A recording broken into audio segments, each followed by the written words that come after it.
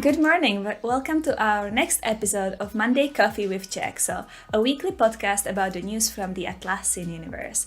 We are Nikki and Biro from Jexo, the Atlassian marketplace partner. We create intuitive project management apps to help with prioritization, planning, and tracking work in Jira for software, product, and marketing teams. We have 7 topics to go through today, and you can find links to them in the description if you would like to read more about them. So, Biro, what's the first topic today? Well, in Jira Service Management, you can now automatically accept internal customers by setting up one or more corporate email domains to auto whitelist as internal customers.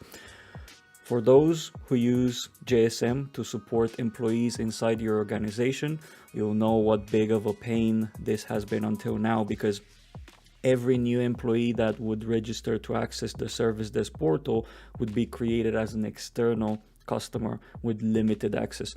And an admin was needed to always manually switch the user group to internal customer. So, needless to say, this feature, as tiny as it might look, it's a most welcomed one. I can see how this is going to save a lot of time to administrators. Well, the next improvement is great as well. We are going to talk about probably really long awaited by everyone who is using the team managed project, and it's a custom filters that are coming to team managed projects. So now project admins will be able to create custom filters that then show up on your board and backlog. It's a handy feature if you, for example, want to filter out all issues updated in the last 3 days, high priority bugs, issues with a certain labels, and so on. Filters are created using JQL, so the possibilities are really limitless. I guess, Biro, you're a team managed project lover. Are you going to use this feature? Why am I always targeted for team managed? Yes, of course I'm going to use the feature. All right, so at the beginning of this month, Atlassian had its annual Team Tour government event with many speaking sessions directed to government agencies. This post published last week highlights the top 5 sessions and why you'd be interested in watching them. Like, for example, learning how the newly created Force decided to go with a digital onboarding approach rather than what the other government agencies had before, and they used Trello for it. Also, don't miss the fireside chat with Accenture CEO Christopher Copeland, talking about challenges agencies face on their transformation journeys.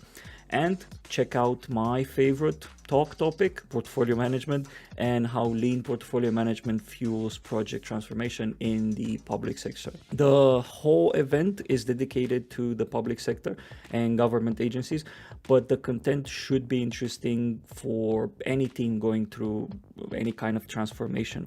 There's a lot of learning from agencies that have gone through changes, so check out the article and pick up the sessions you want to watch. I really like these article roundups on the events. I think I would like to see them a little bit more often. It's very useful. So what's the next up? Well, this piece of news is for ecosystem developers. Atlassian is making Graphql APIs public for Confluence. This is amazing for those using Graphql and also fans of well-documented entity relationships. The API is in beta, experimental phase with limited capabilities, and Atlassian mentions in this article that they will rely heavily on the community feedback to progress the API. It also means that they can modify anything at any time, so don't go using it in your production system just yet. This announcement intrigued me because we're heavy users of Graphql in our products, and I honestly had no idea there's now an Atlassian platform Graphql API with documentation hub. I actually looked around there, and seems like Compass, the new Atlassian product, is the only one documented with its own section. And scanning the internet, I found an announcement from November 2021 of Compass launching the Graphql API, but no announcement about the API platform itself. So I'll be following this closely and update you once there's their documentation in there for some of the other products. That's really interesting news. We need to watch this because when we use GraphQL, it might be very useful for us as well. Well, I have another piece of news, but this time from the Confluence side. The custom panels for Confluence are now being rolled out. So we talked about this feature in the beginning of the year, and now it's finally being released to production. With this new feature, you'll be able to customize info panels in Confluence by assigning emoji as an icon, and you also have an option to choose from a variety of colors. It's a really great feature to give your Confluence pages more unique and personal look. The rollout is currently at 20%, so if you can't see the new info panels yet, they should be available to you in the next 2 weeks. That's awesome. We're gonna put info panels everywhere. Yes. And customize them with emojis. Right, so this week we have no Atlassian organized events, but plenty of partner organized ones. Start your events week tomorrow with a webinar from Dragon Agile teaching you how to successfully migrate to Atlassian Cloud. If you're in construction or real estate, you'll want to check out On Point Serve talk on Wednesday to learn how to plan and track your tasks in Jira. On Thursday, there's also plenty of choice with a couple of talks about Confluence and a couple taking on ITSM with Jira Service Management. Navigate to Goosely page we created for everything Atlassian events and register for one of the or many of your interested talks. I guess Atlassian is saving themselves for Team 22. So there Yeah, are I was no thinking events about that. happening now. Even next week, there's only one Atlassian event. And now to the article of the week. We picked up the interview with Dominic Price, work futurist at Atlassian, that was posted on Protocol website. It's an interesting read about how Dominic became a work futurist, but also that his job title is becoming actually a thing in other companies as well. He also shares some tips on how to align teams and improve work. My favorite one is getting rid of baggage. The longer you work somewhere, the more baggage you accumulate in your day-to-day to-dos, meetings, and habits. And you become busier and busier and have less time to experiment with new things.